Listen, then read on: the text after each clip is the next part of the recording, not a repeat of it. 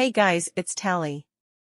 I didn't finish editing this week's episode yet, and I know you all are good people and wouldn't be mad at me, but then my friend Nathan offered to record a rendition of the Gettysburg Address, and I thought that maybe I could start a thing where on weeks where I don't have an episode ready on time, because this will happen again, I can feature someone else doing something else.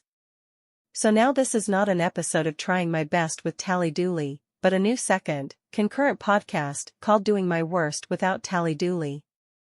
I will finish editing soon, I promise. I love you. I am using text-to-voice AI because obviously I'm not allowed to actually be featured. Everyone say thank you, Nathan. Okay, enjoy. Or don't. Fuck you. Hey guys, it's me, Nathan, from Something Like a Brother. Hope you're having some fun. Tally was running late on editing the podcast and didn't have one up, so I offered to read the Gettysburg Address. So I'm going to do that now. The Gettysburg Address has 5 copies of it. They're all slightly different. 2 are actually kind of the same. The most common copy, the one that is on the Lincoln Memorial, is called the Bliss copy. Okay, and this is how it goes.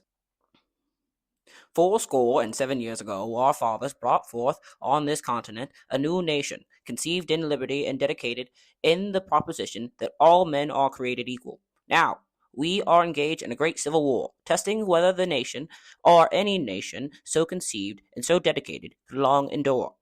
We are met on a great battlefield of that war. We have come to dedicate a portion of that field as a field resting place for those who were here, gave their lives that the nation might live.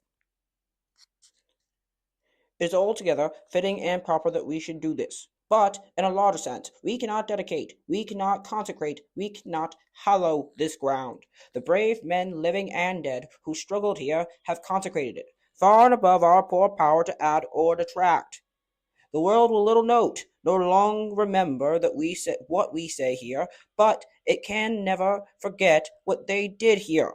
It is for us, the living, rather to be dedicated here, to do the unfinished work that which they who fought here have thus far so nobly advanced. It is rather for us to be here dedicated to the great task of remaining before us, that for these honored dead we take increased devotion to that cause for which they gave the last full measure of devotion, that we here highly resolve that these dead shall not have died in vain, that this nation, under God, shall have a new birth of freedom, and the government of the people, by the people, for the people, shall not perish from the earth.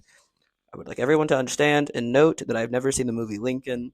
I'm pretty sure what I just did there was an impression of John F. Kennedy. And if you heard the radiator turn on there at the end, my bad, but it's free content, guys. Peace and love. I think that's it.